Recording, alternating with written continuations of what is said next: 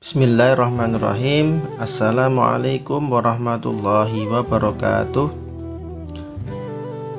Selamat pagi anak-anakku semuanya. Semoga anak-anak tetap dalam keadaan sehat dan tetap semangat ya. Siap mengikuti pelajaran hari ini? Sebelum belajar, marilah kita berdoa terlebih dahulu dengan membaca basmalah bersama-sama. Bismillahirrahmanirrahim. Baik, untuk pelajaran kali ini kita akan belajar tentang SKI, tentang pelajaran ke-7 bukti-bukti kerasulan Nabi Muhammad SAW. Di saat menjelang kelahiran Nabi Muhammad SAW sampai diangkat menjadi Nabi dan Rasul oleh Allah Subhanahu Wa Taala, sudah ada bukti-bukti yang menunjukkan bahwa Nabi Muhammad SAW adalah Nabi yang terakhir, yang disebut Khotamul Anbiya wal Mursalin, atau penutup para Nabi dan Rasul. Setelah diangkat Nabi dari Allah, setelah diangkat menjadi Nabi, Allah Subhanahu Wa Taala memberikan mukjizat-mukjizat untuk menguatkan dakwah beliau dalam menyebarkan agama Islam. Mukjizat adalah keluar biasaan yang dimiliki oleh para nabi dan rasul yang tidak bisa ditiru manusia biasa. Mukjizat terbesar yang Allah berikan kepada Nabi Muhammad SAW adalah Al-Quran yang dapat kita baca sampai sekarang ini. Bukti-bukti kerasulan Nabi Muhammad SAW. Usia 8 tahun, Nabi Muhammad SAW pernah mengalami peristiwa yang bertentangan dengan hati nuraninya. Pada suatu hari Nabi Muhammad diajak oleh kerabat beliau untuk menyembah berhala di sekitar Ka'bah.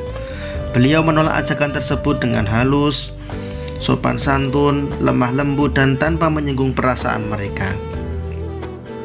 Kemudian yang kedua, usia 12 tahun, Nabi Muhammad SAW diajak Abu Thalib, yaitu paman beliau, untuk berdagang ke negeri Syam.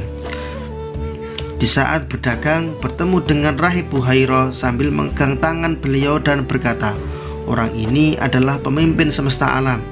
Anak ini akan diutus oleh Allah sebagai rahmat bagi seluruh alam." Kemudian Abu Thalib bertanya, "Dari mana engkau tahu hal itu?" Rahib Buhairah menjawab, "Sebenarnya sejak kalian tiba di Aqobah, tidak ada bebatuan atau pepohonan pun, melainkan mereka tunduk dan bersujud. Mereka tidak sujud melainkan kepada seorang nabi. Aku bisa mengetahui dari stempel nubuah yang berada di bagian bawah tulang rawan bahunya, yang menyerupai buah apel. Kami juga mendapatkan tanda itu di dalam kitab kami." Pada usia 15 tahun, Nabi Muhammad SAW ikut bergabung dalam perang Fijar. Beliau membantu paman-pamannya mengumpulkan anak-anak panah untuk dilemparkan kembali ke pihak musuh. Pada awalnya pihak musuh, suku Qais Ailan, mendapat kemenangan. Namun sejak beliau ikut membantu peperangan itu, kemenangan beralih ke pihak suku Quraisy.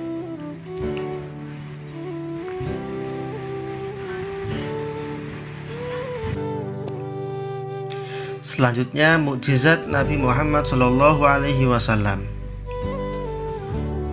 Yang pertama, berupa Al-Quran. Al-Quran merupakan mukjizat terbesar bagi Nabi Muhammad SAW.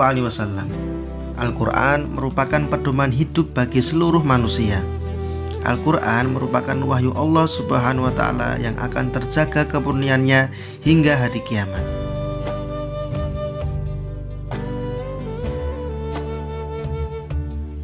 Kemudian yang kedua, peristiwa Isra Mi'raj. Isra Mi'raj adalah perjalanan malam luar biasa yang dialami oleh Nabi Muhammad SAW.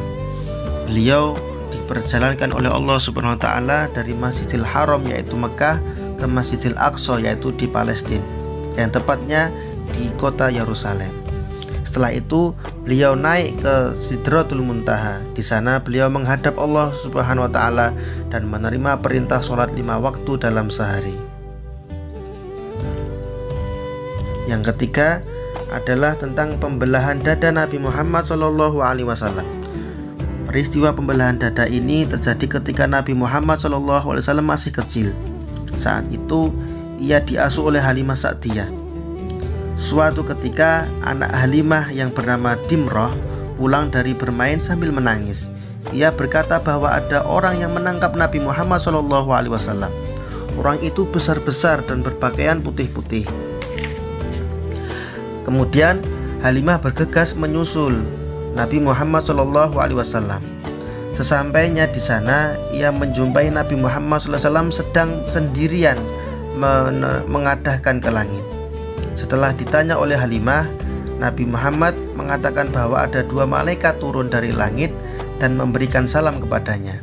Lalu mereka membaringkannya, membuka bajunya, membelah dadanya dan membasuhnya dengan air yang mereka bawa.